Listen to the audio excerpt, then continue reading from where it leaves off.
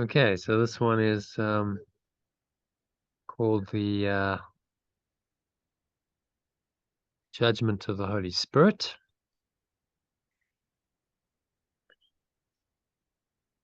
A new chapter, section 1 of chapter 12 we're on to. So let's dive into it, shall we?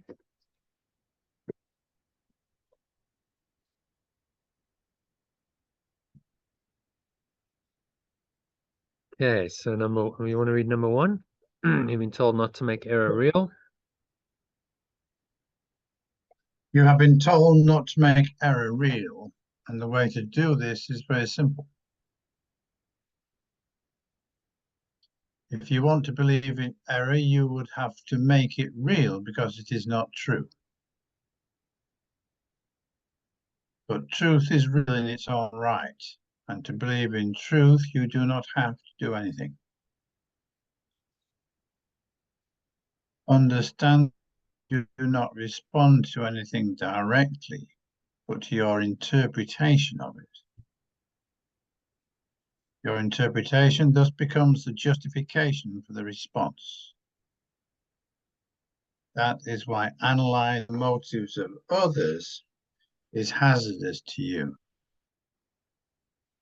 If you decide that someone is really trying to attack you or desert you, you will respond as if he had done so, having made his error real to you. To interpret error is to give it power, and having done this, you will overlook truth. Yeah, a lot in that, really. Huh. Okay, so isn't really much to translate, but to do with maybe some commas and truth. We translate truth with a capital T. So I'll do that. So you've been told not to make error real. Want to believe in error, you would have to make it real because it is not true.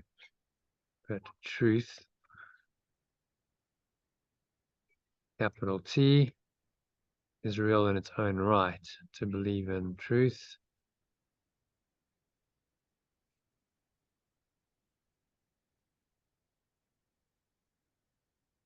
Do not have to do anything. Understand that you do not respond to anything directly, to your interpretation of it. So that's a key point, isn't it? What's he really saying here? Which one, John? So we paragraph 1, just summarizing it.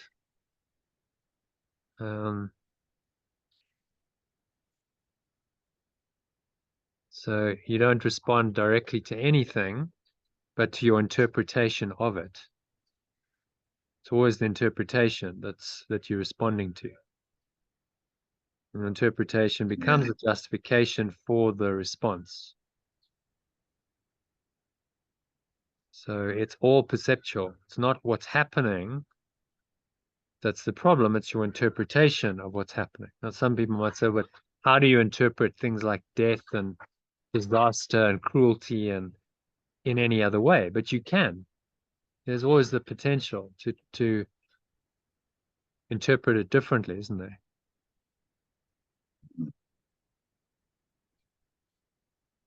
And then he goes, for example.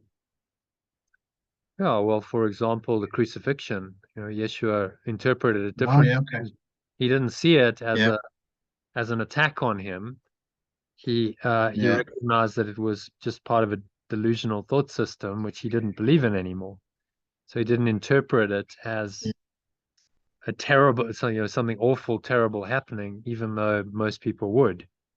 He interpreted it as nothing. There's nothing really happening, and that he still maintained his connection to his source and to his brothers, and he didn't condemn them.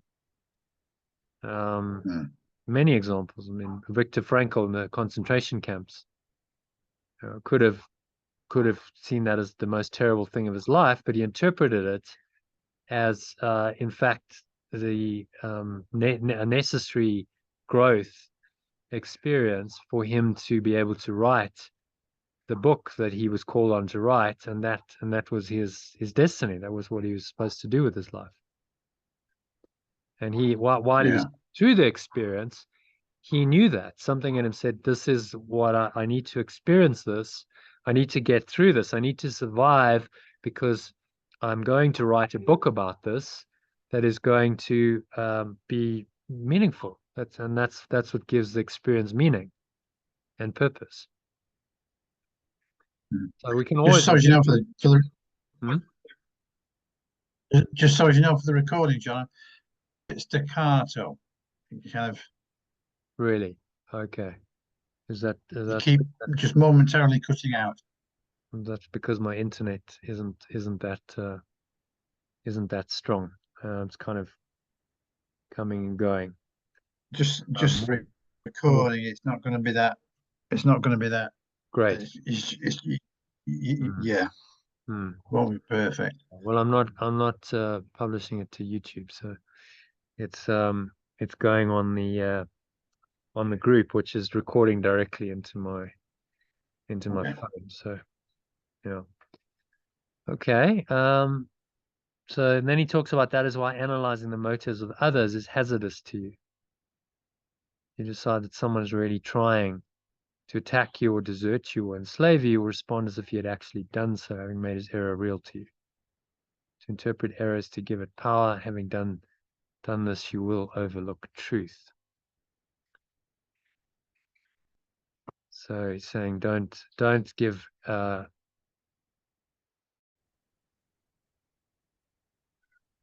Sorry, John, I'm back. Yeah, okay. Let's see if it keeps doing this, I might need to move closer. I'm within range of my neighbor's Wi-Fi, but it's at 2 bars, so I think it's a bit unstable. Okay, so yeah, any other ideas about that section?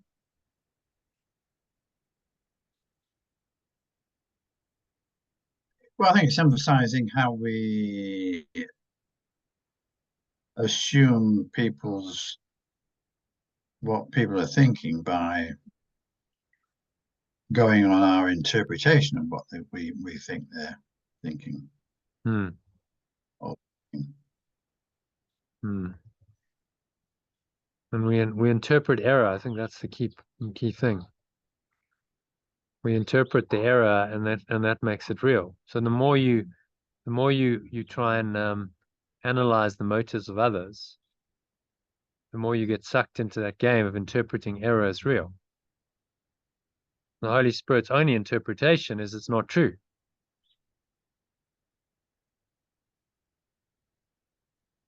That's all it's saying. It's simply not true. So why are you making the untrue real then in your mind? So analyzing motives of others, ego motivations, really pulls you into that system, doesn't it? And he's trying to get us out of it. So he's saying the Holy Spirit's only judgment on the situation is that it's not true. It doesn't go into, well, this is more true than that. This is more untrue than this. It simply says, none of this is true. So you can let it all go and find this deeper awareness in your mind as the truth. So very simple, but not that easy to apply, because we tend to get sucked into analyzing others' motives and their ego dynamics and trying to figure out what they're thinking, why they're doing that. In fact, psychoanalysis is fraught with that, which is why he says nothing really happens in psychoanalysis, because you go round and around trying to analyze the motives of an illusory entity called the ego. And unless you realize that the ego is not real and you judge it as such, then you get caught up in its reality, and there's no hope of salvation there. Okay, so happy with number 1? Yeah.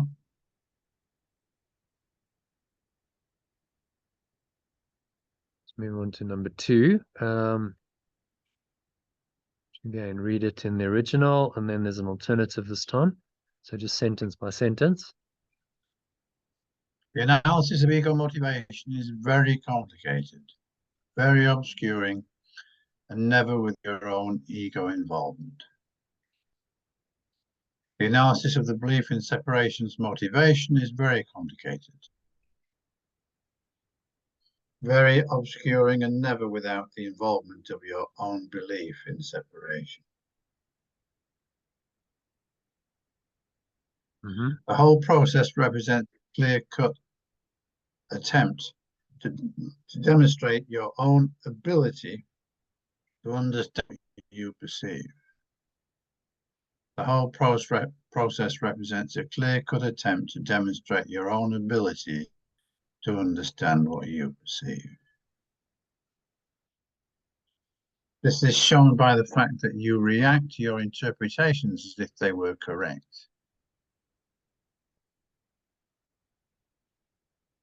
which is the same. You may then control your actions behaviorally, but not emotionally. You may then control your actions behaviorally, but not emotionally. This would obviously be a split or an attack on the integrity of your mind, pitting one level within it against another.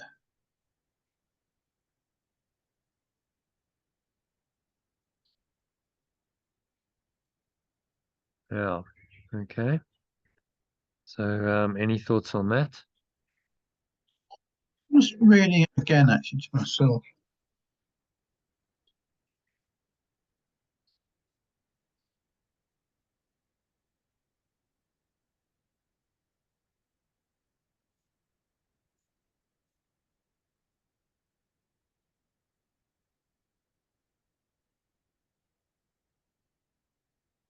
I think number 4, you may then control your reactions behaviorally, but not emotionally. What's he? Well, just what? Can we unpack that a bit? Yeah. And control your reactions behaviorally, but not emotionally. So we might go. We have some kind of awareness that behavior is not acceptable. So we can't just get really angry and shout at someone or verbally or physically abuse them or attack them, because we've been taught in society you don't do that. But emotionally, we might be seething. We might want to do that. So we're trying to control them behaviorally. This is what many religions try and do. There's a code of morals, of behavior.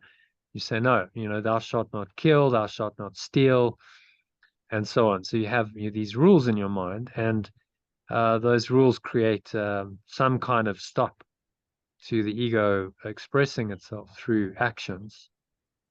But emotionally, you might be seething. You do really want to hurt the person. You do really want to get angry. But you're trying to control your mind emotionally. So this is a split in the mind, attack on the integrity of your mind, pitting one level within it against another. If you look at the quadrants, where are we? I got that up. No, I need to see if I can bring that up. Let's see if we have internet. Oh, there we go. So let's look at integral model. So say it puts one level of the mind against another. What he's actually talking about is the quadrants. Thoughts, emotions, memories, the internal subjective I, that's the world of your emotions, domain of your emotions and your thoughts. And now you have on the other side the behavioral level, which is the objective exterior of your awareness. So you think you're a body, you can behave, take various actions, do various things. And so those levels are now at odds. Those quadrants are now at odds. You now have seething emotions, but you're trying to control the reactions behaviorally. So there's a split in the mind. There's no integration. And obviously that's not sustainable. At some Yeah. point, and this is why behavioral change on its own never works. Because if you haven't corrected the thought system behind it, then the thoughts and emotions continue, and there's only so long that you can maintain some kind of resistance to that with a behavioral idea that you're just going to manage your behavior. That's why, you know, religions based on behavioral codes don't lead to authentic transformation, and often there's a lot of you know lack of integrous behavior in people who buy into those thought systems because they haven't really got it mentally and emotionally, psychologically. So when Yeshua said, "Love the Lord your God with all your heart, soul, and mind," and love your neighbors yourself, it's a visceral, deep felt emotional connection with your source and with your brothers and sisters that's required. And that cannot be substituted by a bunch of rules of how to govern your behavior. Take, you know, the example of the Jewish religion, which has something like 670 rules in the Torah that you have to learn and study. People spend years studying this and trying to learn it and trying to memorize all these rules. And, you know, Yeshua comes along and gives you two. And he says, no, all of that's not required. You just need two. And if you can obey those, then you're in alignment with God. Because there's no way you can ever remember and obey 670 rules for conduct. It's not possible. Mhm. You know, you're gonna violate one or more rules at any point, and then often feel guilty about, oh, I violated that rule. Now I'm a sinner. Well, I mean, you've set up a situation where there's just no way you can ever fulfill all of those requirements. But you can, you know, those two primary ones, you can remember those, and you can train your mind to stay in tune with the source, and then connect to, you know, see that source in others, and that then leads to the behavioral change. So if you really get those two, then naturally, because the mind governs behavior, that reflects in your behavior. And so that's why the course really doesn't give you rules for doing things, does he? He doesn't say, well, you should, in this situation you should do that. He's really saying it's all about the mind, like correcting your mind and coming into an awareness of who you really are as the Christ or the true self. That's the correction that's required, and then their behavior will be dictated by that true self, and that's authentic transformation. So that's inside out rather than outside in, trying to change the level of form and behavior, and not changing the mindset that produced it. So I think that's what he's talking about here. So be Yeah. an attack on the integrity of your mind, putting one level. He says a level in this conception of the integral model, it's on the same level. But it's a different quadrant of reality. But I guess you could argue that it's another level. This would be in course terms. This is level 2, the level of illusion, the objective world, and this is level 1. The truth, when you're just in your true awareness. But the model tries to incorporate them into, you know, an integral model, because while we're in the illusion, we're dealing with both of these aspects. There's the inner and the outer experience of our reality, and then the individual and the collective. So that's level 2, the level of illusion. That's level 1, the level of truth. And he's saying that you put one level of your mind against another, pitting one level, attacking the integrity of your mind. So if you believe in both levels as real, then you have a split in your mind. And one level is pitted against another. And that's the split mind state that most people operate in. Because we believe that both of these are real, or even worse, at the extreme of the scientific materialist paradigm, we believe only the exterior is real. And so we buy into this thought system and we actually deny our interior reality, which cuts us off from our true mind, our true awareness, and our source, which is a disaster. And so then you live in just a one-sided, lopsided reality where you just think the objective world is real. And then obviously, if you believe that, behavioral change is all you can do. You don't even believe you have a mind, never mind changing a mind. So that's the ingenuity of the ego. It's trying to convince you that you don't even have a mind. If you don't even have a mind, you can't change it.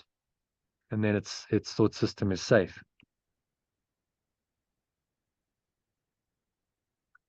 Yeah. Okay. So is that clear? It's good. Okay. Have we summarized that paragraph enough, do you think? I think think so. so. It's Yeah. about the reactions behaviorally, and don't get sucked into the analysis of the belief in separation's motivation, because it's very complicated and it'll take you in the wrong direction, away from truth into the illusion. Okay, so let's have a look at number 3. There's but one interpretation of motivation.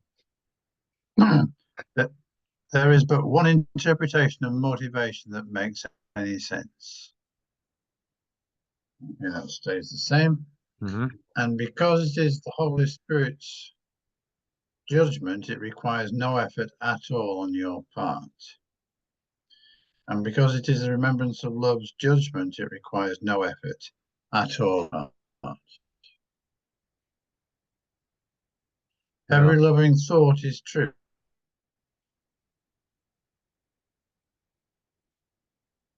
Every loving thought is true. Everything else is an appeal for healing and help, regardless of the form it takes. This is an appeal for healing and help, regardless of the form it takes. So he's saying, Can anyone? He's saying there, and it's a key point, that you've got two distinctions. You know, there's love. Every loving thought is true, so you can acknowledge that as true and accept it, and everything else is just an appeal for healing and help, regardless of the form it takes. So a very simple decision criteria then the Holy Spirit gives us. Yeah. Yeah.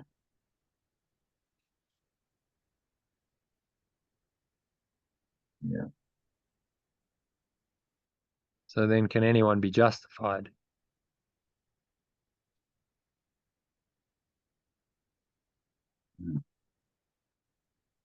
So every loving thought is true. Everything else is an appeal for healing and help, regardless of the form it takes. Can anyone be justified in responding with anger to a companion's plea for help? No response can be appropriate except the willingness to give it to him.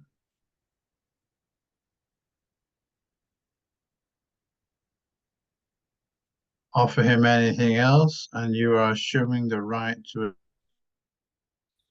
by interpreting it as you see fit.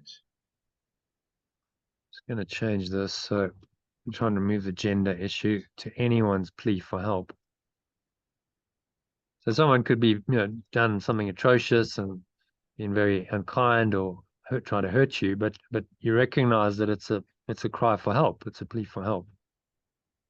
That's the Holy Spirit's interpretation of it. It takes a lot of learning to recognize this in the moment, doesn't it? It's very easy to judge and say, well, you're unconscious, or even if you have some awareness of this kind of thinking, it's very easy to go into a superior self and say, oh, well, you're just unconscious, you don't know what you're doing, but I'm kind of condemning you, rather than seeing it as a cry for love. And so then the only response should be love. Easier said than done if someone's attacked you, but this is what it takes. This is what he's asking us to do, to undo the ego.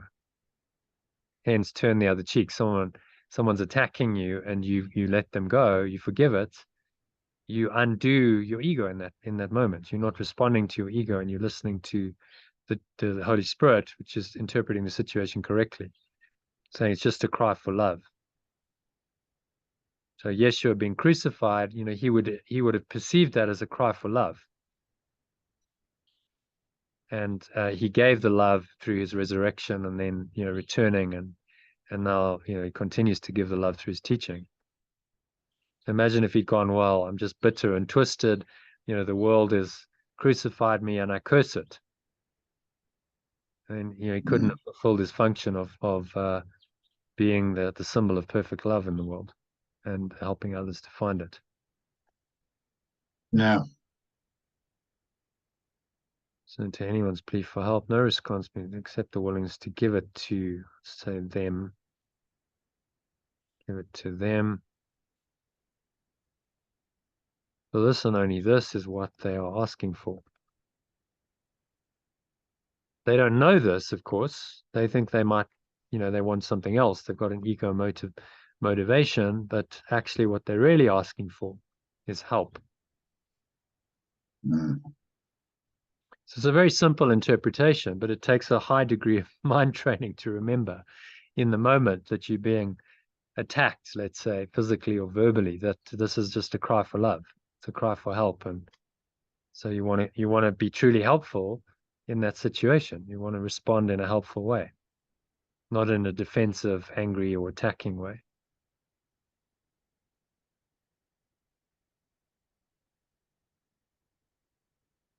Yeah.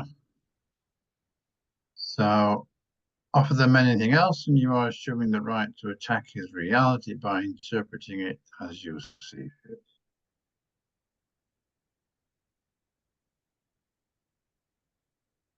Perhaps the danger of this to your own awareness is not yet fully apparent. If you believe that an appeal for help is something else, you will react to something else. Your response will therefore be inappropriate to reality as it is, but not to your perception of it. Okay, so what's he saying in that paragraph summary?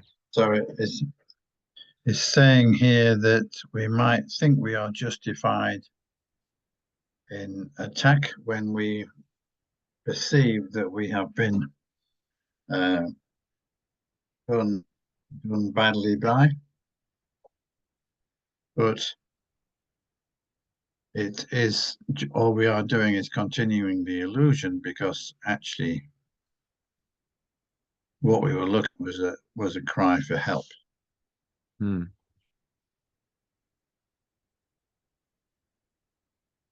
Yeah, that's the Holy Spirit's only judgment of it. It's a cry for love.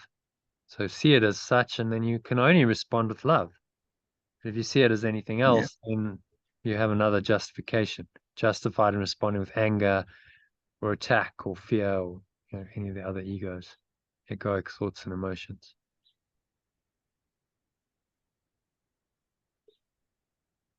So your response will therefore be inappropriate to reality as it is, but not to your perception of it. And so in this way, we create a false reality. We perceive it to be real, we respond to it, we make it real through our belief and then through our responses to it. And so we construct an unreal, illusory world for ourselves in which we seem to live and which seems to keep us a prisoner. And it's all happening through our own belief and then our perception and then our reactions to our perceptions, our judgments, our thoughts, our words, our actions reinforce the perceptions, reinforce the beliefs, and around and around we go in that cycle of perception and projection. Go around and around in this based on the idea of separation until someone like Yeshua comes in and says, no, you need to stop this. This is the only judgment that is valid of any perceptions. You have two options. You can see that it's true and it's loving, and then you accept it, or you see that it's a cry for help. So anything that's coming from the thought system of separation is a cry for help, and the help will come when you let it go. You forgive it, you let it go, then you free yourself, and you also offer the other person the opportunity to be freed from this insane pattern, cycle of thought and perception, which stimulates more thought and emotion and thought, and then reinforces the belief, which then reinforces the desire to be a separate self, which then is projected out, and you keep manifesting the dramas that then justify the belief that caused them. And so you see, it's a self-perpetuating system with its own feedback mechanism built in, and because of that, that's why it's so hard to get out of the dream, because it's just got this self-reinforcing, self-perpetuating nature. And you need a very clear, unambiguous, non-dual teaching like this to get out of it. Otherwise, you just keep playing the same game. And many spiritual teachings and paths are really just another version of that same game. They go, well, we've got the answer, but they're just playing the same game. Take the personal growth idea of, you're going to create your own reality, and you can go out and you can make stuff happen. And yes, you can change your beliefs and you can upgrade, but you still at the very core of it are playing the belief that you're a separate self that needs somehow to be improved and to be fixed. So you're now going to become a better separate self. So you still play that same game, and you're still caught up in the cycle of projection from belief and then perception. Even if you change your beliefs, you say, well, I have more positive beliefs. I'm now the great I am. I'm now, I'm powerful. I'm good. I can do this. Even that kind of so-called positive belief, you still believe that it's the separate I doing it. It's still within the same construct. And of course, you're setting yourself up for disappointment, because the more that you expect that things will be different, the more the ego is going to come back and say, well, actually, now you've got all the justification for a grievance that you need, and that then perpetuates, the grievance perpetuates very much your separate self. And the idea that there's only love and a cry for love is gone, because you're still invested in your own expectations, meeting your own expectations, what you think you need. So that's just an example of one way that the ego would stay in business, and it really doesn't want you to see that this simple decision criteria is all that you need. Okay, it's love or it's a cry for love. If it's love, it's usually quite obvious. You recognize it, you acknowledge it. Great, that's love. I acknowledge it. I don't have to correct it. I can just appreciate it. If it's a cry for love, then it's harder, because it can come in the form of an attack or something that makes you seemingly fear. It's all, anything negative has always got an attacking element to it, and so then you fear as a result if you don't know how to cope with it. But actually, you can just see it as a cry for love. And so what's called upon then is the love. You need to let go of the anger, fear, reaction and go into the love, and then be inspired to act from that loving state of mind. Otherwise, you will just react inappropriately, saying, and you're caught up in the dream world then. If you believe that an appeal for help is something else, you will react to something else. So the appeal for help is actually an attack on you. You believe that, then you must react to the attack on you. And you're going to react either defensively or in an attacking way. And then you respond to something else. And so your response is inappropriate to reality. You're caught up in a dream, in other words, in a false world. And the ego is back in business. Okay, so any other thoughts on that? No, that's good. Okay. So number 4, there's nothing to prevent you from recognizing. There is nothing to prevent you from recognizing all calls for help is exactly what they are, except your own imagined need to attack. So that is the same. Mm-hmm. it is only this that makes you willing to engage in endless battles with reality, in which you deny the reality of the need for healing by making it unreal. It is only this that makes you willing to engage in endless battles with reality, in which you deny the reality of the need for healing by making it unreal.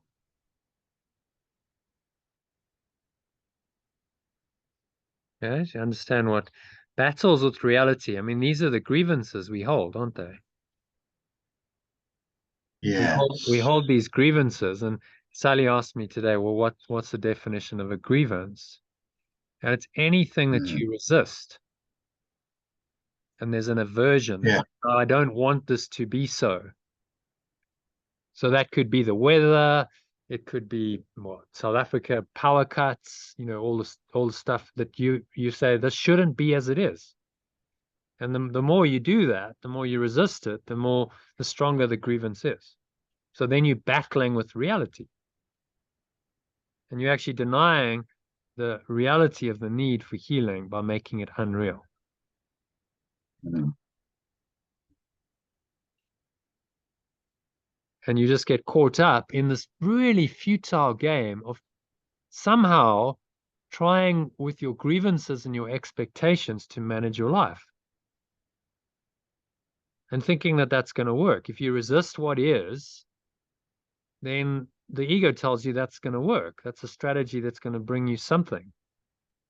What, it can't tell you because it's totally confused, but it's trying to tell you that this is a strategy that's going to work, even though evidently it doesn't. It's not doing anything. It's just making you miserable in the moment. It's not fixing the problem. Because paradoxically, the more you resist something, the more it's going to persist. What you resist persists, is that old saying. Because the ego's got a great incentive to keep it going.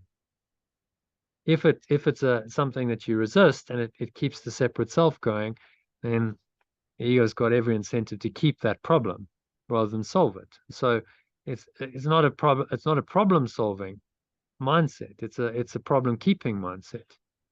Even though it might, on the level of form, be seeming to try and solve the problem, it's actually not solving the problem. It explains why there's so many. This world is so problematic. And just as we solve one problem, another one seems to come, and another one, because we're not really solving anything. As coming back to the teaching we did yesterday, the problem and the answer, there's only one problem and one answer. The problem is you believe in separation, and the answer is that that's not true, that only oneness is true. So you deny the reality of the need for healing by making it unreal. So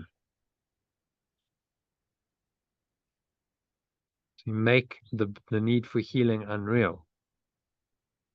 So if you hold a grievance, you're saying, I don't really want healing. I just want to hold my grievance. I want to resist what is and be stuck in a resistant state of mind, a grievance state of mind. So in that moment, I'm denying the reality of the need for healing. I'm not saying, oh, actually, I need healing here. I'm just saying, well, I'm stuck in my grievance and I'm going to maintain that. And so this comes down to the acknowledgement. We've talked about the healing process, that you must, as step one, you must acknowledge that you have a problem.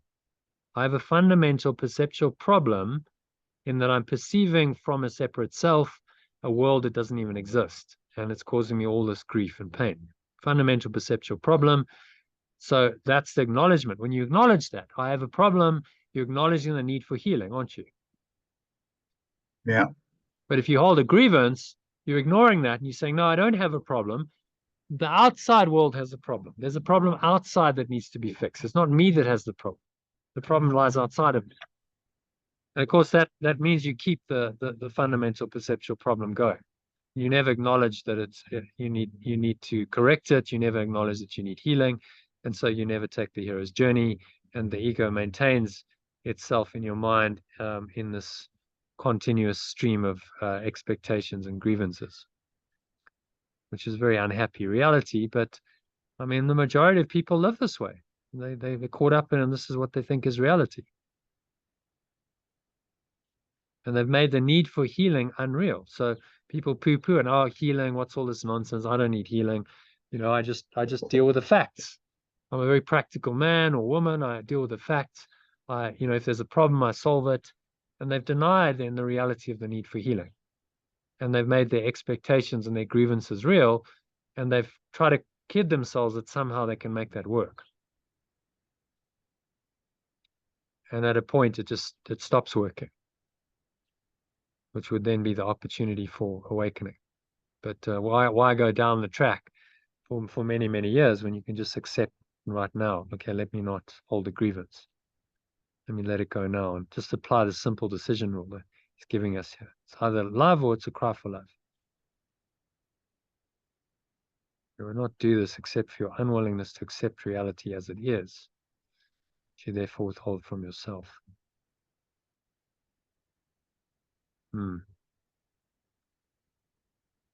So if we battle with reality, we're unwilling to accept it as it is.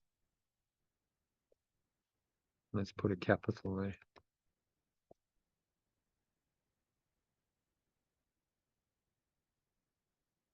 So we withhold reality from ourselves by denying it. So grievances deny the true reality of what we really are to us, and that's why there was an attack on ourselves, as Yesh has been teaching us in the workbook. Okay, anything else, John, you want to add to that summary? No,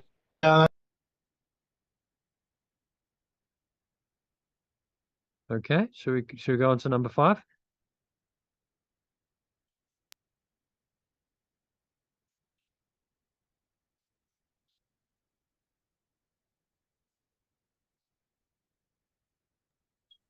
it is good advice to tell you not to judge what you do not understand.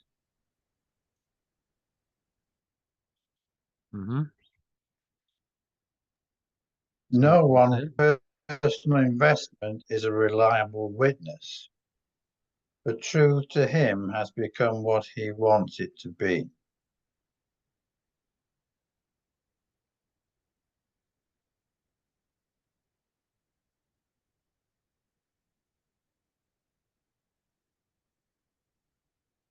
Yeah. You are unwilling to perceive an appeal for help as what it is because you are unwilling to give help and to receive it. Interesting. Yeah. To fail to recognize a call for help is to refuse help.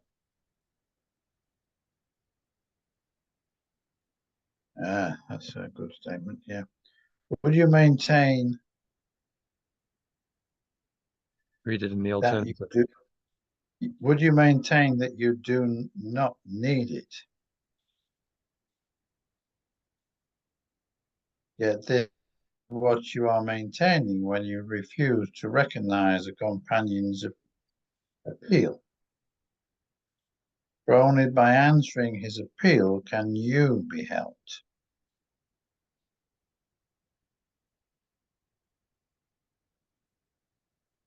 Let me just say appeal for help to make it very clear. Only by answering his appeal can you be helped.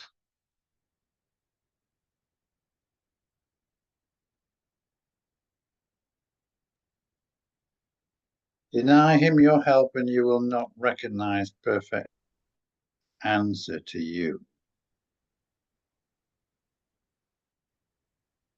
The remembrance of love does not need your help in interpreting motivation, but you do need its help.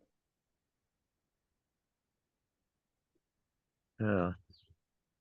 So as you deny others the help of God's answer, not recognize God's answer, perfect love's answer, you're denying it in yourself. You don't give the answer to him, you deny the answer for yourself, don't you? It's logical. Because if you had the answer and you knew the answer, you'd give it to him. And by denying it to him, you're saying to yourself, I don't have the answer, so I'm in the problem. I'm stuck in the problem just as he is.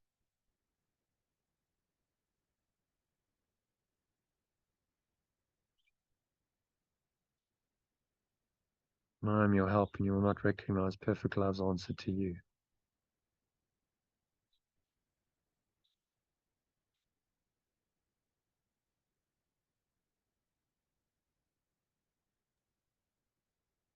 So we need the help of the Holy Spirit, the remembrance of love, to remember this, to remember that it's a cry for love, and our only function is to give what's required, to give the love, to give the help. And it's ourselves we're helping.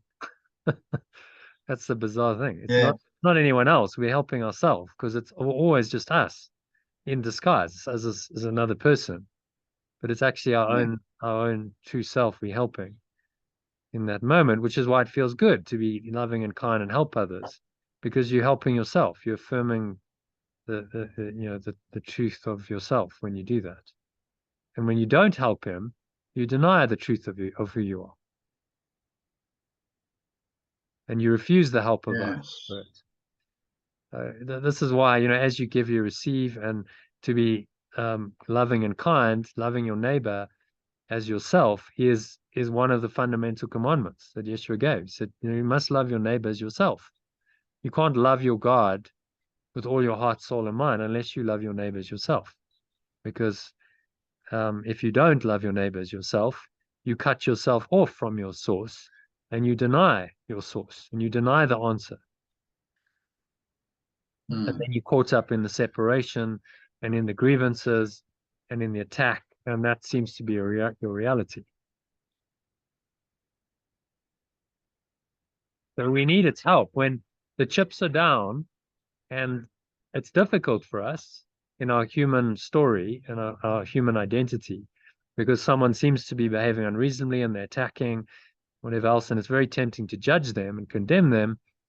Then we really need the help of the Holy Spirit. We need to say, okay, help me here. Help me to perceive it differently. Which is exactly why we do the mind training. So, we prepared. When it's difficult, we can go and we can call on the Holy Spirit's help, and we've got all these lessons which just give form to that help, which are just very helpful in the moment to interrupt the ego's pattern.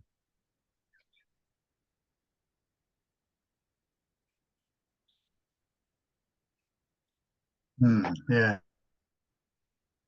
Yes, I mean, it says this many times, doesn't it? But it's always good. Yeah, I mean, it's an ongoing, he's saying this over and over in pretty much every section of the text. He's saying, it's your brothers, as you see your brothers, so you see yourself. As you judge them, so you judge yourself. He states it and he restates it, and but it's because we're very resistant to the idea. Because the ego knows that if we get this and we really start being truly helpful to our brothers, and we're recognizing everything as a cry for love or love, then very soon it's going to be undone. We've got a very clear now thought system that's going to guide us away from the ego and back into spirit. And so it's going to resist that for its life. It's fighting for its life. So the grievances, the expectations, the judgments, the attack thoughts you harbor are all keeping it going. And that's why just being loving and kind, I mean, you'd say, well, random acts of kindness, just being loving and kind should be the answer then on the behavioral level, shouldn't it? To go back to the previous point of the model. Okay, well, just be loving and kind. That should solve the world's problem, shouldn't it? So you look at the external level, you say, well, if we're all loving and kind, and we just treated everyone kindly, then yes, society would work much better. Why doesn't that work? Because you can't do it on the level of form. I had a situation with a lady once who started a group called Random Acts of Kindness, a WhatsApp group. And so I joined, she added me to it. I was like, okay, great. It's all about random acts of kindness but it's about, things on the exterior level. So you could post stuff about that. So I started posting some things about meditation. And I was like, well, here's a meditation. That's my random act of kindness, to the whole group. And she didn't like it. She said, no, we want to keep things simple. In other words, we want to stay away from the interior domain. We don't want to talk about the mind and changing one's mind and stuff. This is a group dedicated purely to the exterior, flat land, the objective, physical, actions that you're taking, without really recognizing that you can't do random acts of kindness consistently unless you have a thought system that backs it up. So you have to heal your mind in order to do random acts of kindness, in order to be loving and kind. You have to correct the thought system. Otherwise, it's going to be very short-lived, because the ego will come calling and you're not going to have the resistance to be able to avoid it, and then you're going to be unkind. And the last thing you want to do to someone who's attacked you is a random act of kindness. So she was denying the need for healing, wasn't she? In that moment, she was doing exactly what he's saying, denying the need for healing, and just maintaining that the problem can be solved on this level of behavior, which isn't the case. You have to go much deeper than that. Okay, so any other thoughts on that paragraph? No, it's good.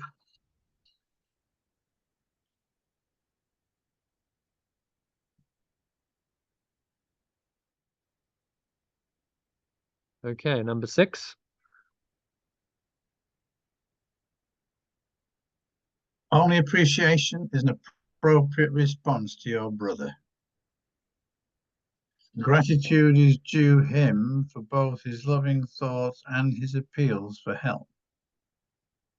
But both are capable of bringing love into your awareness if you perceive them truly.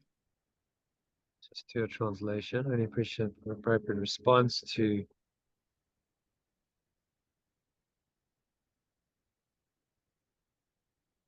anyone. Gratitude is due to them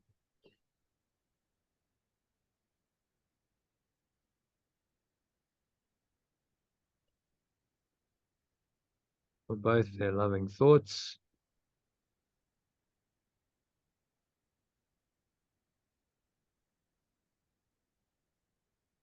and their appeals for help. Both are capable of bringing love into your awareness if you perceive them truly. So powerful, So even even the appeals for help, however they come. So someone's attacked you, Yeah. even that you must be grateful for, because it's capable of bringing love into your awareness if you perceive it truly. Because it's just another opportunity to let go of your own negative thought system that you're seeing projected out. So why wouldn't you be grateful if someone's showing you your own negativity? Well, because we're not aware of what's going on. We've forgotten that this is actually what's going on. We've identified with the ego, and then we can only see things from its point of view, which seems to be just an attack on us. It seems to be unfair and unjustified, and then defense and attack on the person is warranted if you don't have the ability to reinterpret it. Okay, so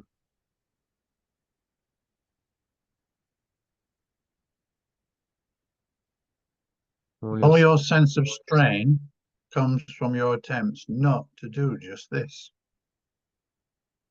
So that's the resistance. So when we resist, that's a sense of strain.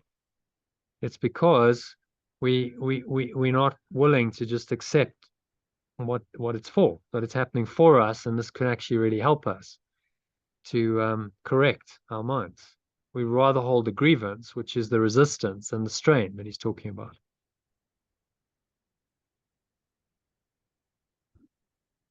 So you see how it all fits together with the grievances, the expectations. It's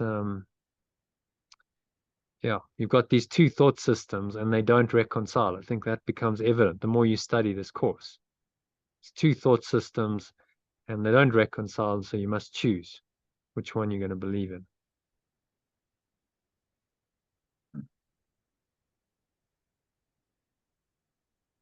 Okay, carry on. How simple then is God's plan for salvation? There is but one response to reality, for reality evokes no conflict at all. There is but one teacher of reality who understands what it is. He does not change his mind about reality because reality does not change. Although your interpretations of reality are meaningless in your divided state, his remain consistently true. He gives them to you because they are for you. Do not attempt to help a brother in your way, for you cannot help yourself. Put his call for the help of God, and you will recognize your own need for the Father. Okay, so let's translate that. How simple then is perfect love's plan for your awakening or awakening? I'm going to read that in the alternative. Yeah, how simple then is perfect love's plan for awakening? There is only one response. Reality, for reality evokes no conflict at all. There is but one teacher of reality which understands what it is. It does not change its awareness of reality because reality does not change. Although your interpretations of reality are meaningless in your divided state, the remembrance of perfect love's interpretations remain consistently true.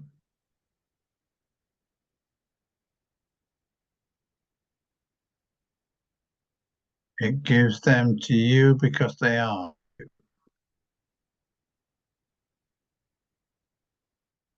Do not attempt to help a companion in your way, for you cannot help him.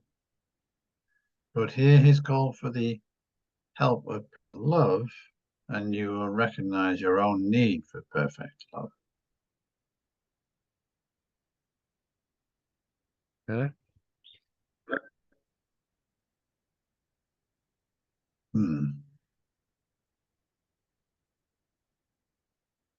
Cannot help but hear his call, but hear their call for the help of perfect love, and you'll recognize your own need for perfect love. Okay, so what's he saying there? Summary.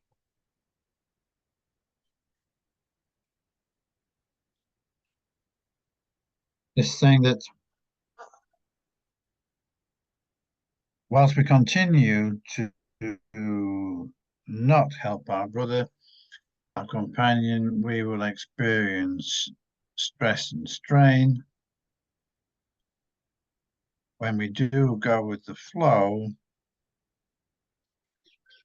everything moves much better and we respond to calls for love appropriately, rather than what we should do for our companion. And we must listen to the Holy Spirit. I think that's really the key. To not attempt to, quote, help anyone in your way, for you cannot help yourself. Hear their call for the help of perfect love, and you'll recognize your own need for perfect love. So you recognize in everyone is, there's only one universal need in this world, and that's for this love that we seemingly have denied. So whatever the dysfunction is, whatever they're doing, it's all a cry for love. If it's not love, then it's a cry for love. And it's to recognize that and remind yourself, oh, okay, that's all that's going on here. There's two simple criteria for decision. It's love or a cry for love, a very simple way of reacting, of responding. Then, because the one love is easy. I just accept it and I acknowledge it and appreciate it. And the cry for love, I need to let it go. I need to let go of my own negative interpretation of that in order to recognize it for what it is, and then allow myself to be guided in giving the help that is required. Being the instrument of love in that situation. Which is where the letting go comes in. Letting go of forgiveness is an acknowledgement that your own interpretation of that is wrong, and then you let that go and you open the way for the Holy Spirit or perfect love, remembrance of perfect love, to come in and show you what the correct interpretation is.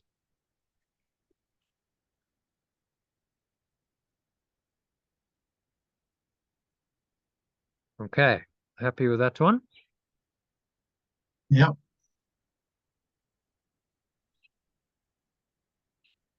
So number 7, we might actually, oh, you said you had an hour, John? Oh, number 8's Yeah, gone. I'm okay for the moment. Yeah. So 8, number 9, number 10. Okay, so it's 10 paragraphs. Okay, so we're doing all right, actually. So we're getting quicker, although it's not as thorough. It means we actually get through. We can get through a 10 paragraph in about 2 hours then. What are we, an hour Yeah. into it? Yeah, which isn't too bad. Yeah. Okay, so we've done number 6. Number 7, your interpretations of your brother's needs. And then just, I think, read original and then the alternative, line by line, sentence by sentence. Okay. Your interpretations of your brother's needs are your interpretation of yours. By giving help, you are asking. And if you perceive but one need in yourself, you will be healed. Okay, so alternatively, your interpretation. Or your interpretations of your companion's need are your interpretation of yours. Just make it By giving anyone's needs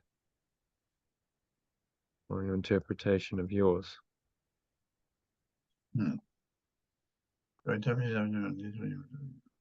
By giving help, you are asking for it.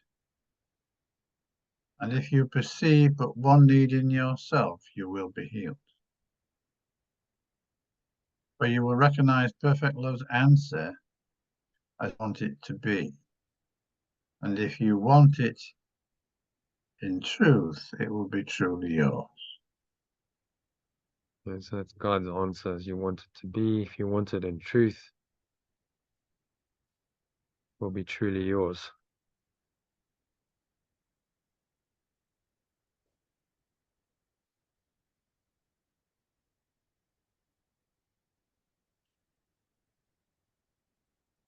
Okay, every appeal. Every appeal Read the original, you bit of translation too. every appeal you answer in the name of Christ brings the remembrance of your Father closer to your awareness. Every appeal you answer in the name of the one self brings the remembrance of your source closer to your awareness. For the sake of your need, then, hear every call for help as what it is, so God can answer you. For the sake of your need, then, hear every call for help as what it is, so pure formless awareness of perfect love can answer you.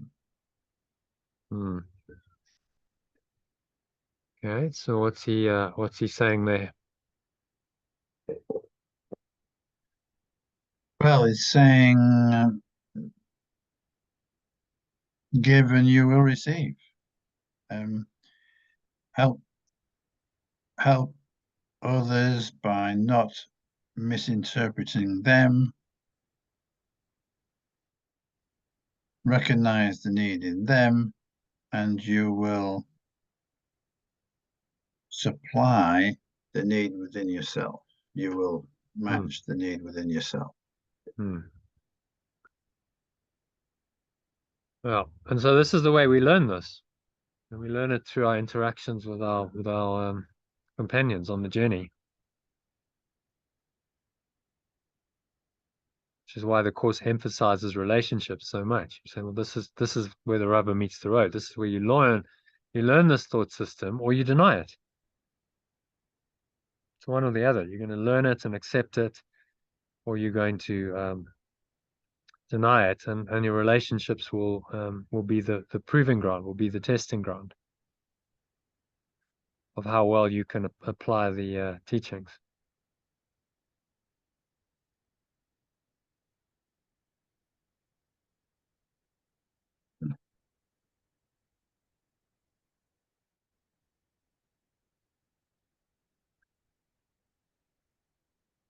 Okay. Happy with number 7? Yeah. Number 8, it's a bit of a monster. Yeah. Just read, oh, there's Elaine joining us. It's nice. Hmm.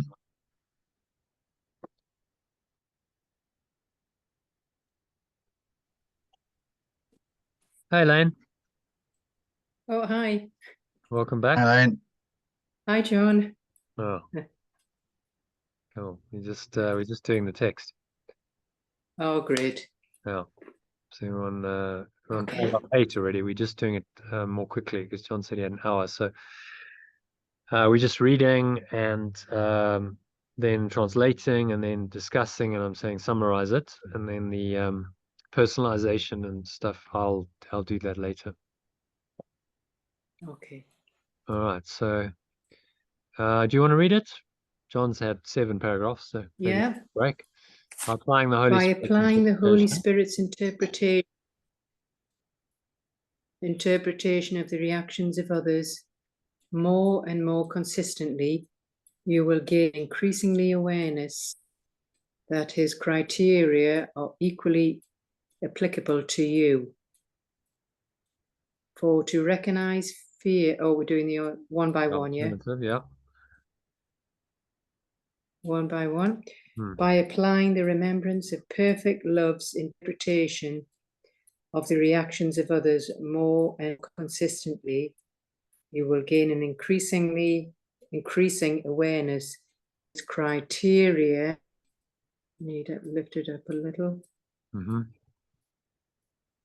are equally applicable to you.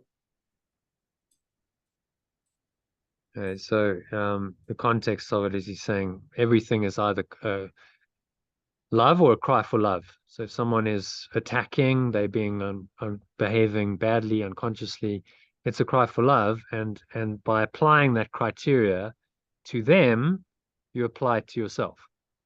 So you're then being kind and loving and compassionate to yourself as well. Yeah. Okay. So number 2. For to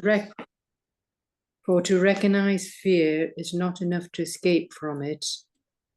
Recognition is necessary to demonstrate the need to escape. And that'll be the same. Recognition is to I guess demonstrate. that's So the same. this is a key point in any healing. You must acknowledge that you have a problem. You must recognize, I have a perceptual problem. I have fear. I have this thought system that's causing me pain and grief and fear. And then that demonstrates the need for escape. Okay, so I need to do something. I need to change my mind. I need to do something. So then that kicks off a healing process. So you must acknowledge the seeming problem first in order to resolve it. Yeah, or surrender. Okay. Or surrender. Surrender, just surrender to whatever you're fearing. Surrender, Yeah, well, I give it initially, to you. to surrender, think about it. To surrender, which is really another version of letting go. It's another word for letting go. You first have to acknowledge that there's something you need to surrender to. So, okay, so I'm resisting. I can feel that there's a resistance, and I need to now surrender. So the acknowledging the need for surrender is the same as demonstrating the need for escape. Okay, I need to change my mind here. And the acknowledgement kicks off the process that then leads to the healing. But if you go, I'm fine, I don't need to do anything because I'm absolutely fine, then there's no healing that can. That's suppression and yeah, that's repression or suppression. No, I'm okay, Jack. Yeah. I'm fine. So no, I don't need any of this woo-woo stuff. I'm okay. Well, healing Yeah. can't happen because you haven't acknowledged that there's any need for it. No. So there must be an Mhm. acknowledgement. Remember David Hoffmeister's great video. He says you must acknowledge that you have a fundamental perceptual problem in order to heal. Because if you don't acknowledge it, then there's no need for correction. You just carry on as you're perceiving. You're like, well, it's fine. I don't need to change anything because what I'm doing is working for me. So the acknowledgement of the problem invites Yeah. the solution. As he's saying again here, different way with this idea of fear. Okay, and the Holy Spirit. The Holy Spirit must translate the fear into truth. Yes, what's going on here? Yeah. And the remembrance of oneness must still translate the fear into truth. It's a perfect love, we'll call it, still translate the fear into truth. So it's to look at it and allow that transmutation to happen. Were you there earlier when, I don't think you were, Lynn, we did a little process with Lynn. Sally was like, just guiding her through, okay, just sit with the fear and feel it. So it's like an No, I missed acknowledgement. that, but I can. It's an acknowledgement of that fear and it's arising, and then you're aware of it, and then you invite the Holy Spirit to come in and transmute it into truth. Just by sitting with it and acknowledge, okay, so there's fear, all right, so I can sit with it, I'm aware of it. Okay, now, because I've acknowledged it and that there's a need for healing, I can invite the solution to come in. And I can ask for the help to release it.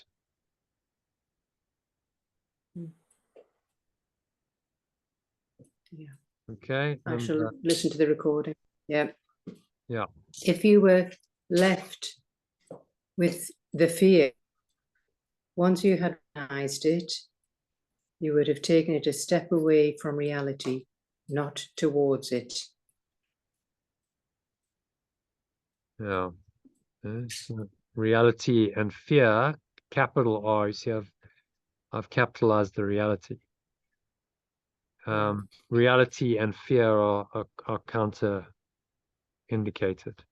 They contradict each other. So as you move away from fear, you move towards reality. As you move towards fear, you move away from reality. Okay, so you have to repeatedly emphasize the need to recognize fear and face it without disguise. Read that one. Yeah, we have repeatedly emphasized the need to recognize fear and face it without disguise as a crucial step in the undoing of the ego.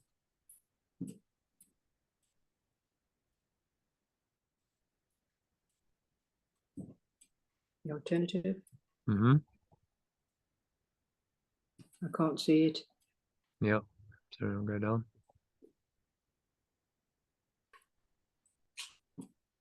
Yeah, we have repeatedly emphasized the need to recognize fear and face it without disguise as a crucial step in the undoing of the belief in separation.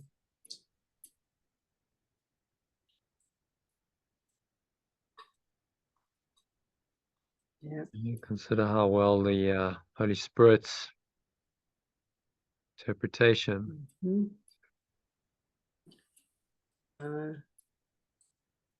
Consider how well the Holy Spirit's interpretation of the motives of others will serve you then.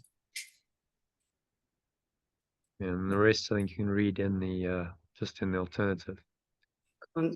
Consider how well the reverence, where's it gone, of perfect love's interpretation of the motives of others will serve you then. Yeah. Well, carry on, having taught you Okay, having taught you to accept only loving thoughts in others and to regard everything else as an appeal for help.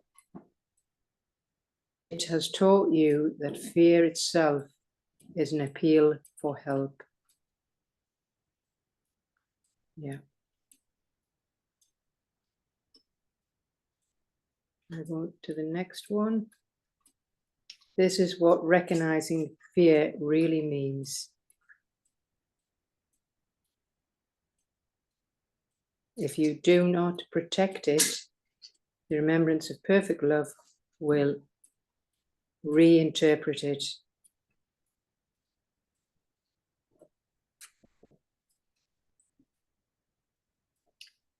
Yeah, continue. Yeah. That is the ultimate value in learning to perceive attack as a call for love. We have already learned that fear and attack are inevitably associated. If only attack produces fear, and if you see attack as the call for help, that it is, the unreality of fear dawn on you.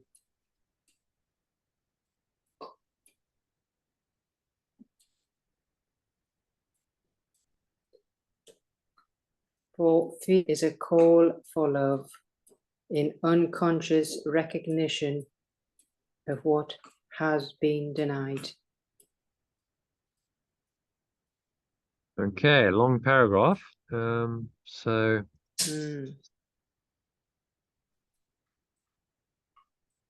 what's he saying in paragraph 8? Well,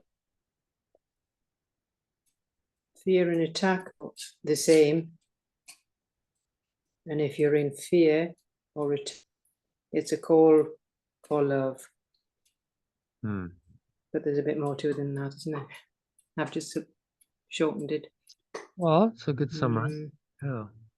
So we must acknowledge fear in order to correct it. So you recognize that there's a problem, and then you ask for the Holy Spirit's interpretation of it, correction of it.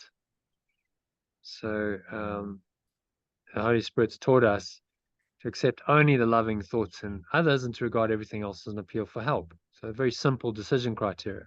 Right? It's loving. If they're loving thoughts and kind, then you accept it because it's love, and everything else is just an appeal for help. So very simple decision criteria, which you must apply without exception. So when you're really tempted to get upset and angry and judge someone, that's when you need to really apply the criteria. Okay, well, it's a cry for love.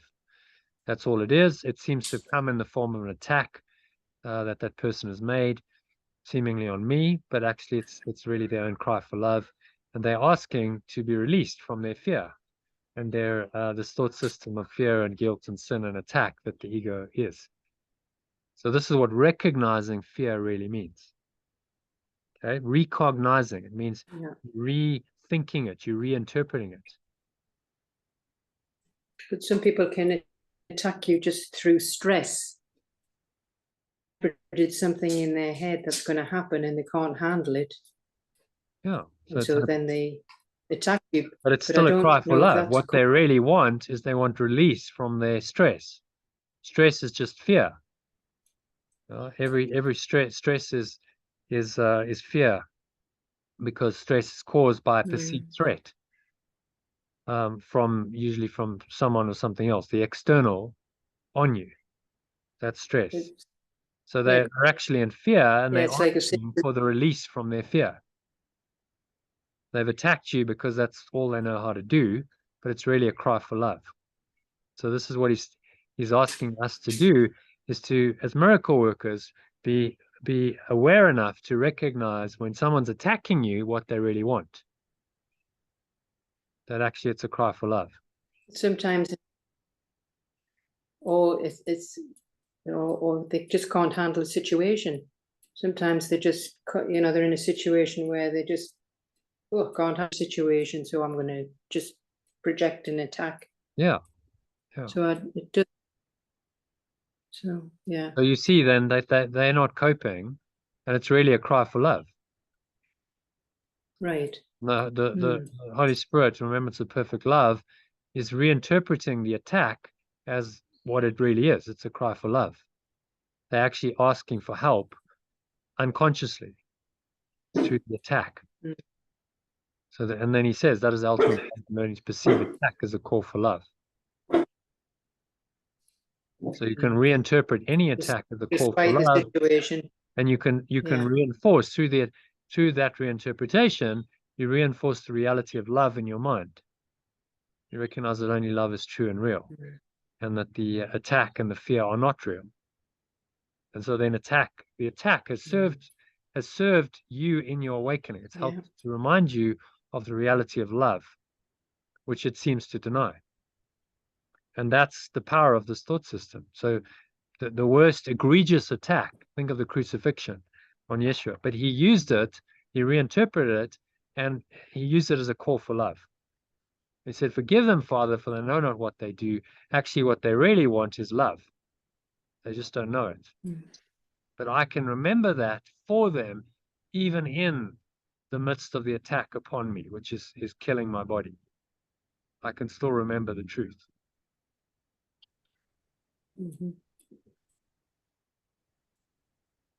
Yep. The fear is a That's call clear. for love. An attack is a call for love in unconscious recognition of what has been denied. So fear and attack are the invitation to remember what has been denied, the love that has been denied. And if you perceive them correctly as that, then you have the correct interpretation of them and you become invulnerable, because it doesn't matter what the ego does, you interpret it as the call for love that it really is. And so there's no need to fear any of it. Everything is capable then of restoring love to your awareness. Even the most egregious attack, as Yeshua demonstrated with the crucifixion, even that was capable of restoring love to his awareness and to the world's awareness, because he used the crucifixion as a teaching device to restore our minds to the truth through the resurrection and everything that unfolded after that. So stress and fear are exactly the same. Yeah. So when somebody's getting stressed because they've tailgating you when you're driving, or you know, it's all the same, is it? But stress and fear are both the same. Yeah, it's a fear. So Stress is the fear of some kind of perceived external threat. And that threat is so often just in your own imagination. It's a perceived threat that your expectations of the situation won't be met. So let's say someone is driving and tailgating you and getting very frustrated. It's because they have an expectation that they should get somewhere quicker. So now you being slow is violating, is a perceived threat to their expectation of getting somewhere, you know, at a certain time. So it's a threat to their seeming well-being. If they take it seriously enough, then they can go into road rage, because that expectation leads to a massive grievance, and then the anger seems to be justified, and we see that. You know, the more seriously you take your expectation, the more the grievance seems to be justified, and therefore the more anger is justified. And that's the way that expectation and grievances work together to perpetuate this thought system of fear and guilt and attack. And that's all the ego is trying to do. But when you can see how it works, you go, well, okay, that person who's in road rage is just it's a cry for love. They are consumed. Their ego is consuming their mind with these these expectations and these grievances. And really what they're asking for is release. They want to be freed from this. So can I be, you know, the magnanimous, loving, kind, and say, well, actually all they want is love? When you're dealing with, easier said than done if they're aggressive and violent and abusive, but still. So, well, all that's required here is love, and that love will then dictate your response. So you won't be defensive, you won't attack them. You might say something like, well, gee, you must be having a really bad day today. Why don't you tell me about it?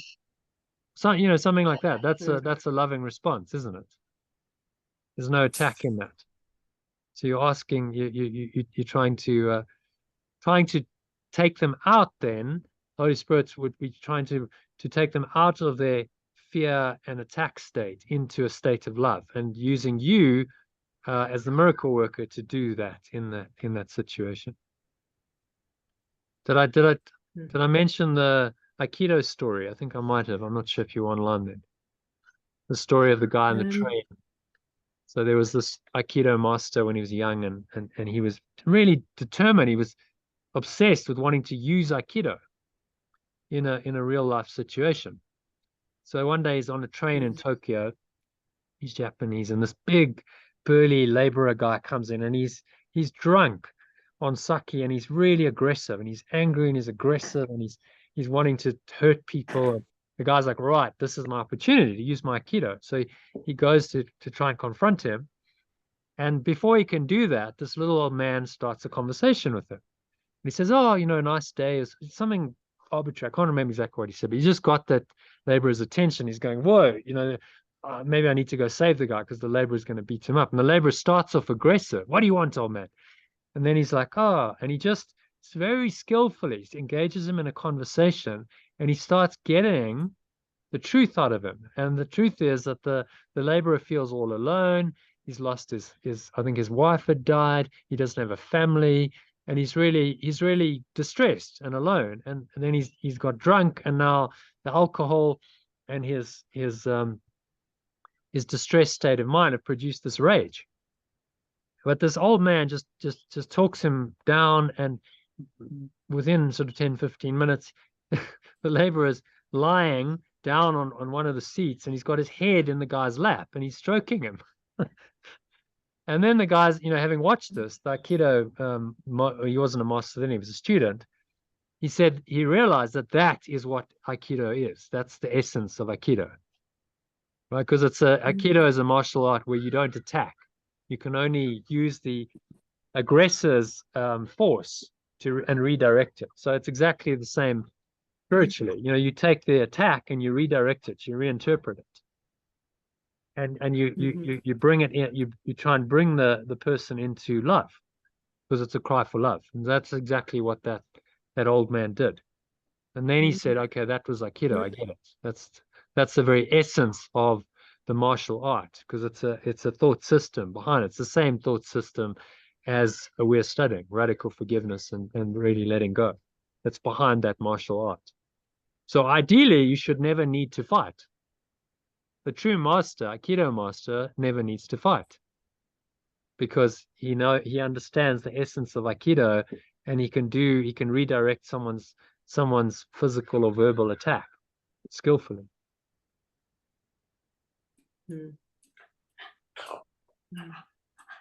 Okay, so any other comments on that one? I think we've kind of done that one. No, it's a long paragraph. It's a clear. simple point.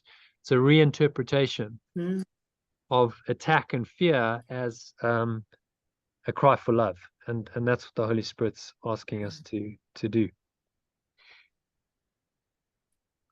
Okay, number 10 then. Fear is a symptom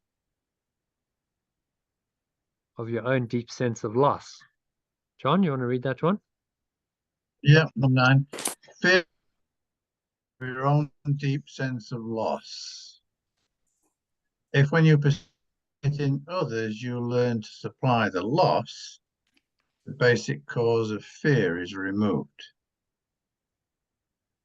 Thereby, you teach yourself that fear does not exist in you. The means for removing it is in yourself, and you have demonstrated this by giving it. Fear and love are the only emotions of which one is false, for it was made out of denial, and denial depends on the belief in what is denied for its own existence. By interpreting fear as a positive affirmation of the underlying belief it masks, you are undermining its perceived usefulness by rendering it useless. Defenses that do not work at all are automatically discarded. If you raise what fear conceals to clear out unequivocal evidence, fear becomes meaningless. You have denied its power to conceal love, which was its only purpose. The veil that you have drawn off the face of love has disappeared. Okay, so what is he saying there in summary?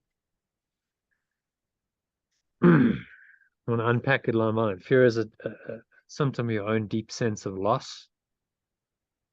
It's quite profound. So we think we've lost love. And so it's a symptom of that lack of that sense of loss. When you perceive it in others, you learn to supply the loss. The basic cause of fear is removed. So someone is coming at you with fear and attack. Based on the fear, then you supply the loss. Supply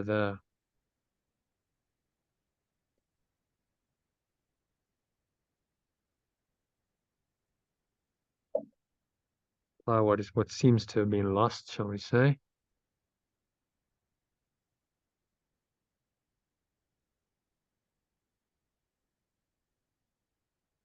Supply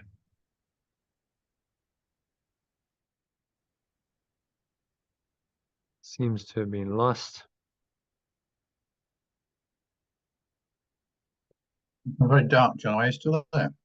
Yeah, it's just getting dark here. Okay. I'm sitting outside. So on we go into the night. Got one more paragraph after. The basic cause of fear is removed. Okay, so it's giving us the way to deal with fear here. It's very, really profound. Thereby you teach yourself that fear does not exist in you. Maybe by this or through this. Teach yourself that fear does not exist in you through this.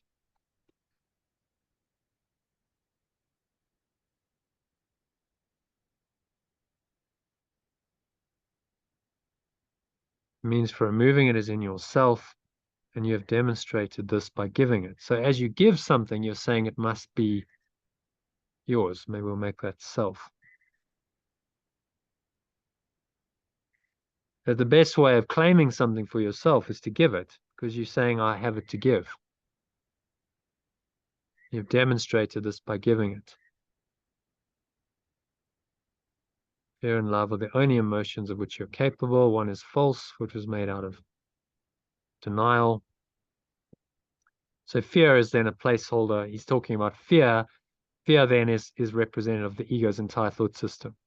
So incorporated in fear would be guilt and sin and attack, all incorporated into this one placeholder, fear, and then love on the other hand are the only emotions of which you're capable.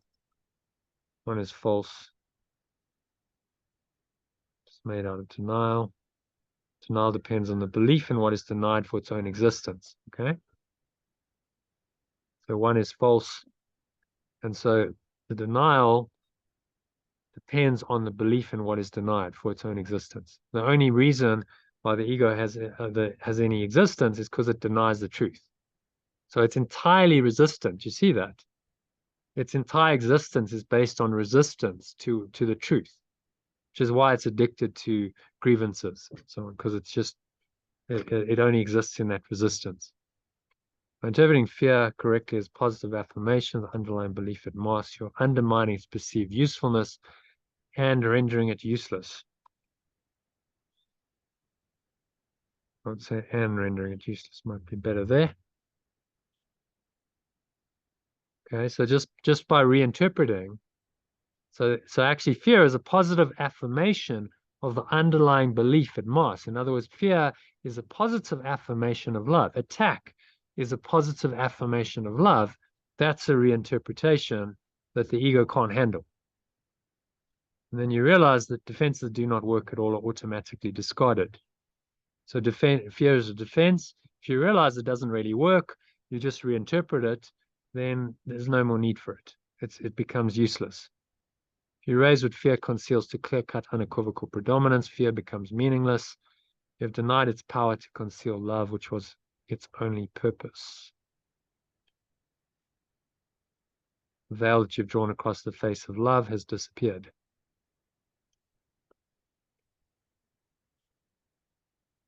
Okay, so simply put, that's just the reinterpretation of fear as a call for love, and that undoes the power of fear. Anything you want to add to that, or any questions?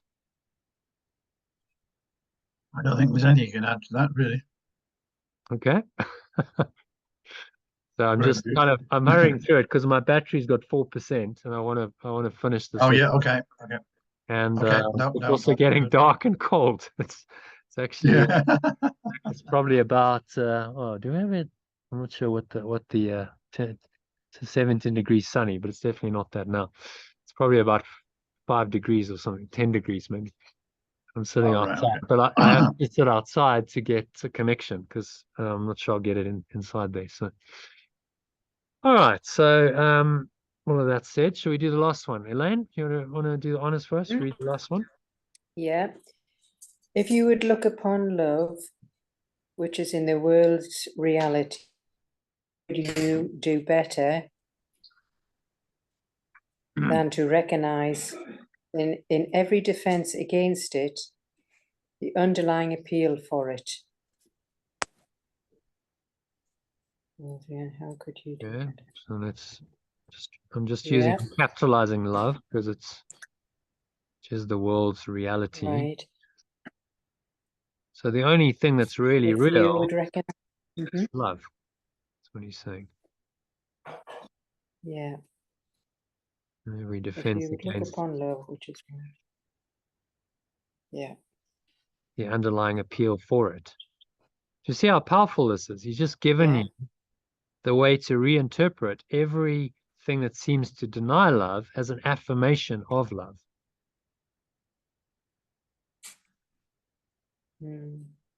Enormously powerful. So you then, whatever the ego does, you just turn it around. You say, well, that's actually just affirming what the ego's denied. It's affirming the truth of the love that's been denied in my own mind. And that's how, this letting go process works. So the more you let go, the more you affirm the reality of that which you and the world have denied. And so you learn it. You learn to accept it again. Okay? Does that apply for every negative emotion? Yeah. Fear Like is a sadness. placeholder for everything, Sadness. whatever it is. Remember, negative means it's negated. Why Feeling is it called sad. negative? It's because it's negating the truth. That's why it's negative. Right? So its only existence is it's defined by what it resists. It negates the truth of love, and that's what gives it some seeming existence. Hence negative. So the way out of that is to say, well, just reinterpret it as all in the negative is doing is it's actually affirming the reality of what it's denying. Yeah, do you see that? So Because it only accepting life for exists what it because is. it's negating what is. So it's actually affirming the reality of love that it's trying to negate. And if you interpret that correctly, then every negative is actually just turned around into the positive affirmation of love that it really is. Okay, and then he says, how could you better learn of its reality than by answering the appeal for it, by giving it? Yeah. Yeah. How could you better learn from its reality than answering the appeal for it by giving it? Okay, so the Holy Spirit, so the continue? remembrance, Holy Spirit's interpretation of fear. The Holy Spirit's interpretation of fear does dispel it, for the awareness of truth cannot be denied. Okay, so the remembrance of perfect love's interpretation. Yeah. 4. Thus does the remembrance of perfect love replace fear with love and translate error into truth.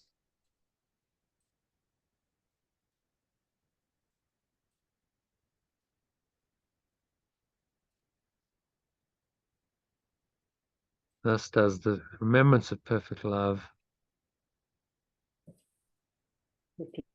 Fear with love and translate error into truth.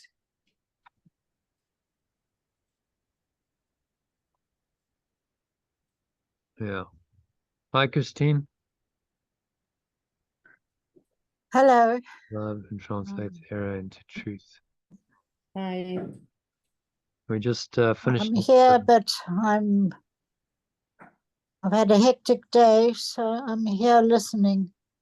Okay. And we've Well, got load shedding. Yeah, we're just wrapping it up.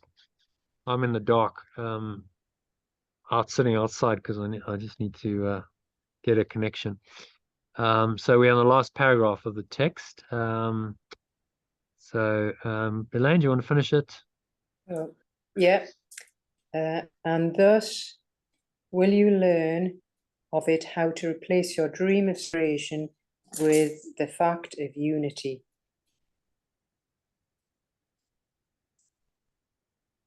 For the separate, should I go to the next one? Yeah.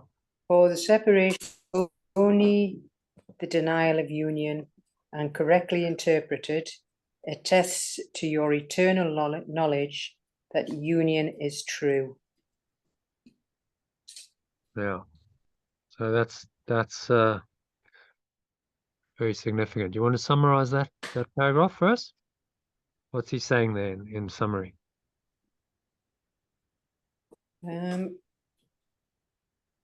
Well, if you look upon love, which is the world's reality, then you need to recognize it in every defense against it. And the perfect love's interpretation of fear does for the awareness of truth cannot be denied. So it's... You see the genius of this? I mean, it's so powerful.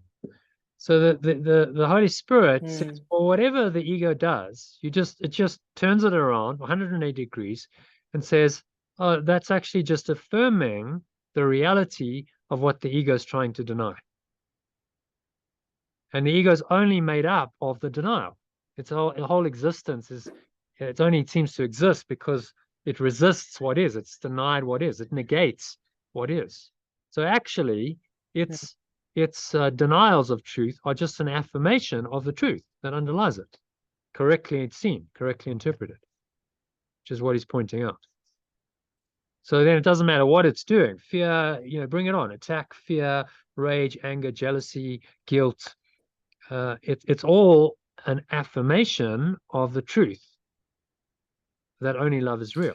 And if you can see that in every situation, then you have the way out of the ego's thought system and the way to undo it. So you then use every attack of the ego on you and on anyone else for what it's ready for, which is correcting your mind and affirming the truth of the love it's denied. And that's its genius. And the ego has no answer to that. All it can do is throw more stuff at you and say, okay, well, let's amp it up. Let's try and create more fear and more attack. And the Holy Spirit says, okay, bring it on, because I can just reinterpret it. And I just see it correctly. And as I see it correctly, I undo the ego. Because if the ego throws everything it has to throw at you, and you go, no, I still don't believe you, I only believe in love, then you've overcome it, haven't you? So it's that simple. Not easy to do when the shit's hitting the fan, literally. Sometimes it's coming at you, but it's to remember this is all I've got to do is reinterpret it here, and it's actually affirming. This is the more it's doing that, the more it's affirming the truth of what is denied. So the more the ego does its thing, the more you go, well, actually, that's just it's intensely doing this because it's trying desperately to deny the truth of what is, which is starting to come more and more into my awareness. So that's why as you progress on this path often that's what happens. It's throwing everything at you to try and tempt you back, but it's a last-ditch defense of its illusory identity. And all you have to do is just keep doing what you're doing, keep letting it go and reinterpreting it. And then it's undoing itself, because as it reveals everything of itself and you let it go, you deny its reality, it no longer has a hold over you. It's all coming up out of the subconscious mind to be healed. Okay. So yeah, very good. very good. Yeah, very good lesson. The key message, maybe let's ask Christine to read that. Christine, if you read the personalized executive summary, it's a very short one. I started doing this last year, so we have that. Would you like to read that for us? Just one paragraph. And that'll summarize quite nicely what the whole section is about. Yeah. Yeah. The key message of this section is that I need to reinterpret my fear or attack as an affirmation of the perfect love that it denies, and so strengthen my own belief in perfect love.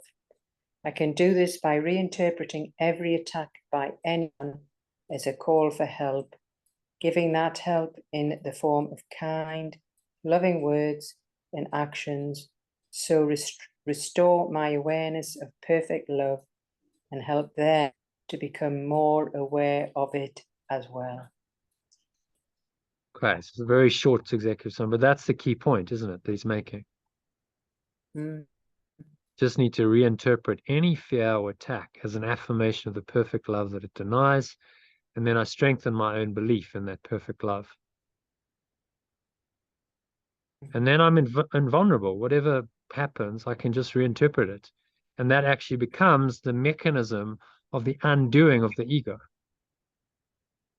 So then I should say, well, bring it on then, whatever, bring it all on, because I'll just reinterpret it and the ego will reveal itself, and then I'll just reinterpret it and I'll undo it in that process. So we shouldn't be scared of it. We just go, okay, give me your best shot then, because I have the Holy Spirit that I know can reinterpret it, whatever it's doing. No matter what it throws at me, I can reinterpret. And so I'm invulnerable. There's nothing I need to fear. And that restores my awareness of the perfect love that I am.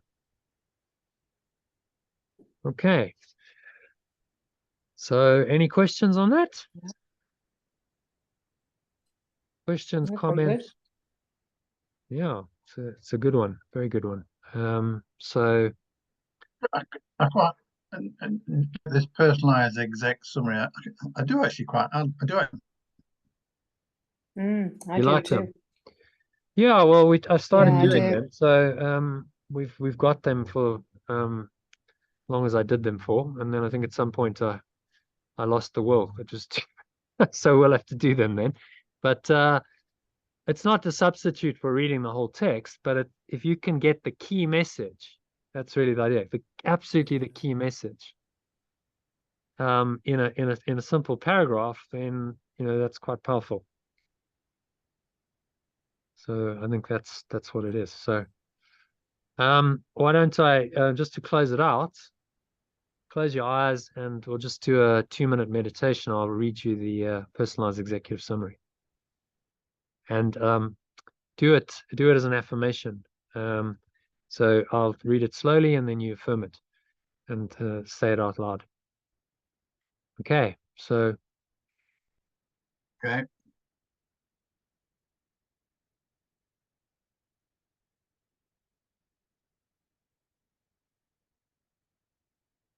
close your eyes, take a nice deep breath in and out through the nose, breathing in and out, and just invite this presence of love to come in. This deeper awareness of love to come in to your awareness, and you're going to repeat these words to affirm the truth of this. So the key message of the section is that I need to reinterpret any fear or attack as an affirmation of the perfect love that it denies.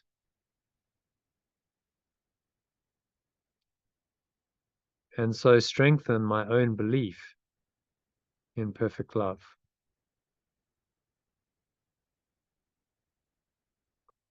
I can do this by reinterpreting every attack by anyone as a call for help.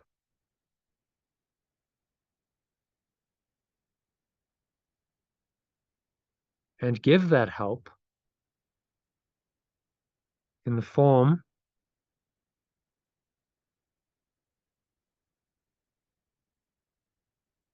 of kind, loving words and actions.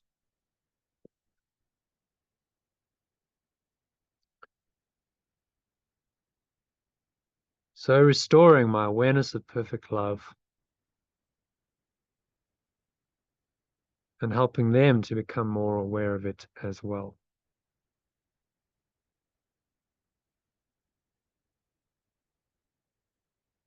And so it is. Go forth and apply it. So that brings us to the end of the session. Thank you, John and Elaine for joining, and Christine at the tail end. Good session, and you can listen to the whole recording if you missed most of it. I'm about to post it to the group just before my battery expires. So I will see you tomorrow. We have a session tomorrow afternoon. Okay. Same time, 12:30 UK time, 1:30 SA time. So join us then.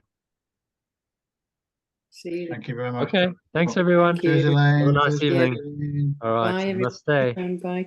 Bye for everyone. now. Bye. Bye. Namaste.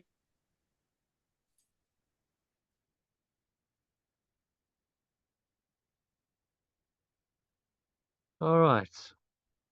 Okay, Christine. Okay, you're gone. Thanks for that comment. It's very kind of you.